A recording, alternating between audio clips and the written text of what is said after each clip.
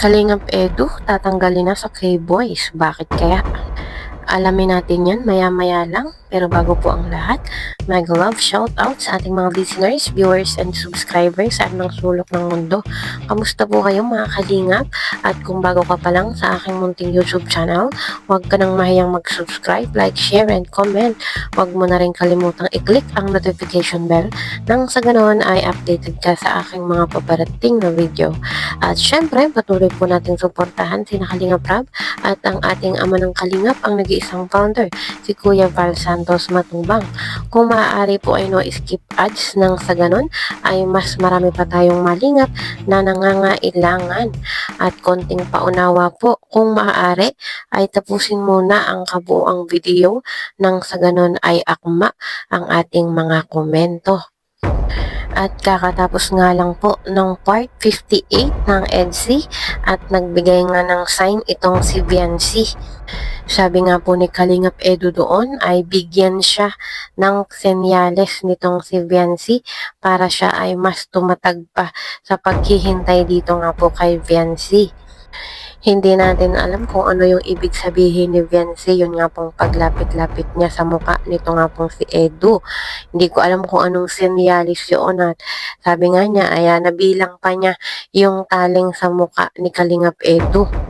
At kung napanood nyo nga po yung vlog ni Kalingap Rab ay talagang malapit na yung mukha nitong si Viancy sa mukha ni Kalingap Edu.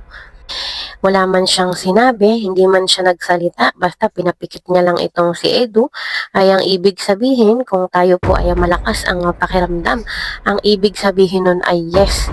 Talagang parang ibig sabihin ay hintayin mo ko. Yes, may pag-asa. Parang ganun po ang ibig sabihin.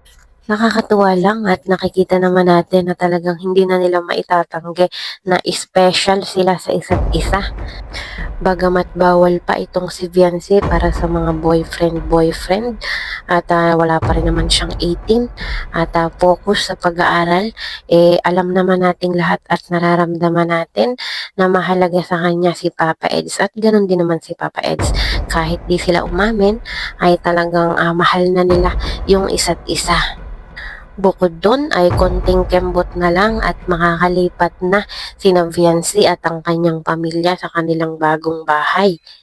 Bagamat naantala man, ang mahalaga ay matutuloy, makakalipat din sila. Ang planong date nga po sana ay bago magpasko ay nakalipat na sina Viancy dahil nga po buhos ng buhos yung ulan ay naantala yung paggawa ng kanilang bahay. Pero sisikapin naman daw po na bago magbagong taon ay makakalipat na sina Viancy. At kung hindi mangyayari yon ay expected na po natin na next year na makakalipat sina Viancy. Okay lang naman po yun at wala naman akong nakikitang problema, basta ang mahalaga ay makakalipat din naman sila. Kaya po nakaka-excite kung ano yung kakalabasan ng bahay ni Viancy. Talagang nai-imagine ko pa lang ay talagang napakaganda. At yun na nga po mga kalingap, dumako na tayo sa ating tatalakayin kung bakit aalisin na si Kalingap Edu sa K-Boys. Hindi naman po aalisin talaga ito nga si Kalingap Edu sa K-Boys, kundi po pinagpaplanuhan pa lang din na Kalingap Rab kung aalisin na si Kalingap Edu sa K-Boys mission. Sa K-Boys on mission. Siguro ay napapansin din naman ni Kalingap Rab na sobrang daming ginagawa na nito nga si Kalingap Edu. Meron pa nga po siyang love team, may charity, at syempre yun nga po K-Boys on Mission. Doon pa nga lang po sa kanilang pagmi-mission ay talagang nakakapagod na at kung saan-saan sila nakakarating para lang po makahanap ng malilingap. Nagcha-charity pa ito nga si Kalingap Edu at marami po siyang pinapaaral din. At syempre, yung kanilang love team ni Viancy, yun pong pagbablog nga po nila at paggawa ng serye. Talagang ang daming oras na ilalaan sa isang araw. Sobrang nakakapagod yun mga kalingap. Bukod pa po doon ay isinisingit niya sa oras yung paghatid at sundo dito nga po kay Viancy. At alam naman natin na napakalayo nung lugar ni Viancy. Talagang nakakapagod po yun mga kalingap. Iniisip ko pa lang ay talagang ang sarap ng humiga pagkatapos ng isang araw.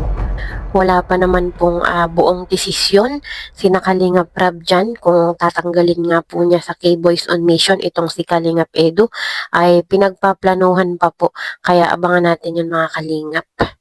Hanggang dito na lang po muna ang aking update. See you in my next video. Bye!